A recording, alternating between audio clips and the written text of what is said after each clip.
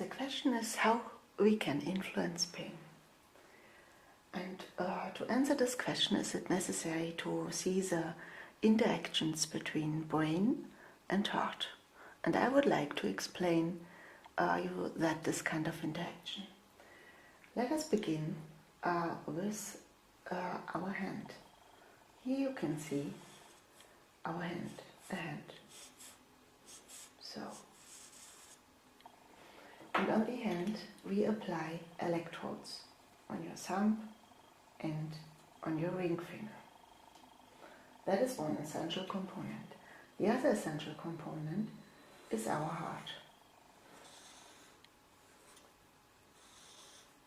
This heart can extend dependent on the effort.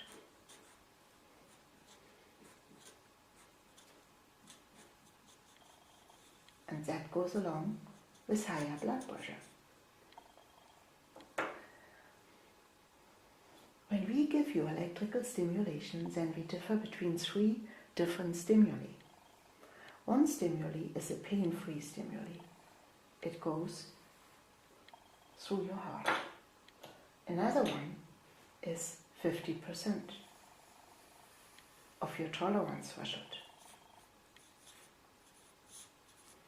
And the third one is even 75%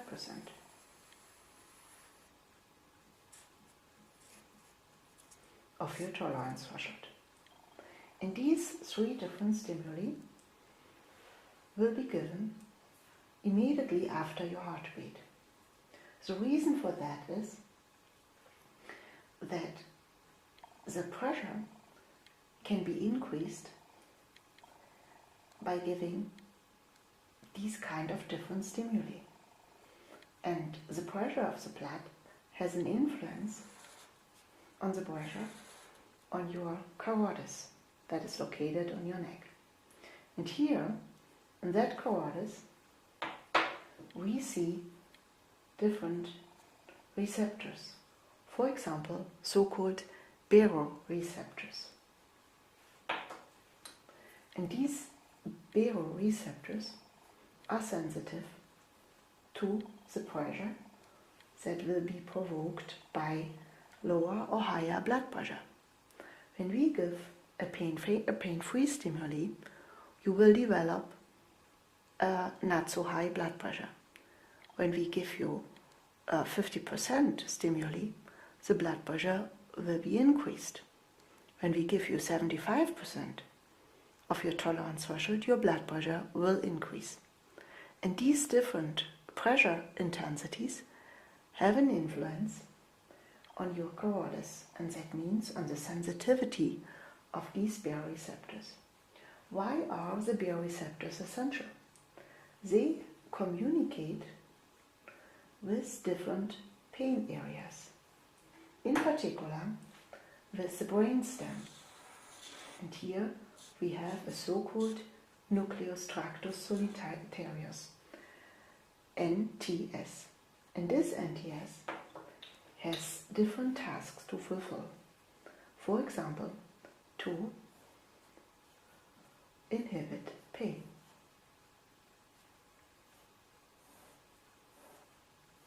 So that means, two more sensitive your baroreceptors are, two more active your NTS is, and then there's a high chance to decrease or to release your pain.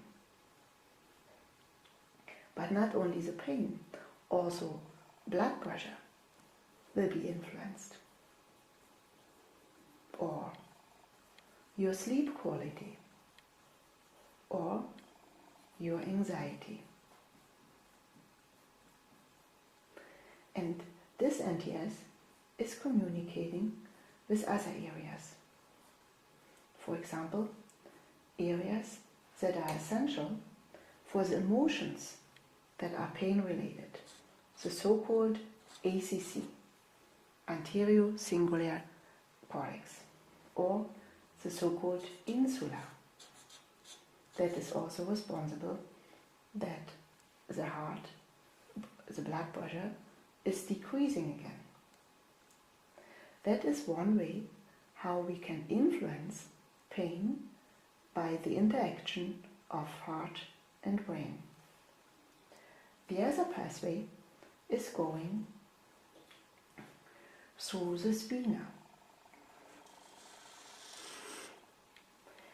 On the spina, we see so-called back horn neurons. Oops. Back horn neurons. And these back horn neurons are also essential for pain inhibition. And so we can see that these stimuli can choose also another way. For example, to go to the spina, and from the spina to the hypothalamus. Each of them. The pain-free stimuli and also the 50% and also the 75% stimuli of your tolerance threshold. And here they have an influence on the hypothalamus, and this hypothalamus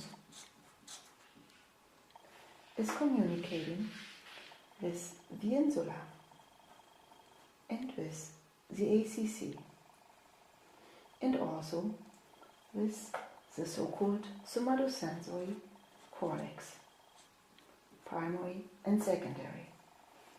And this primary and secondary somatosensory cortex is responsible how you can feel the pain, what you sense when you feel pain. And so you can see that we have also a second way using the spinal cord to influence your brain network. And a third way is to use the so-called operant pain therapy. This is a psychological treatment method in which our patients learn to change their behaviors. So it means instead to show pain behaviors that can increase pain perception, they learn to reject these pain behaviors and to replace it by healthy behaviors. And this learning has an influence on the insula and on the ACC. And since the insula and the ACC communicate with the hypothalamus, with the primary and secondary somatosensory cortex, and also with the NTS, we have a clear influence of the whole pain network. And that is the reason why the combination of the operant pain therapy and the stimulation can lead to pain freedom.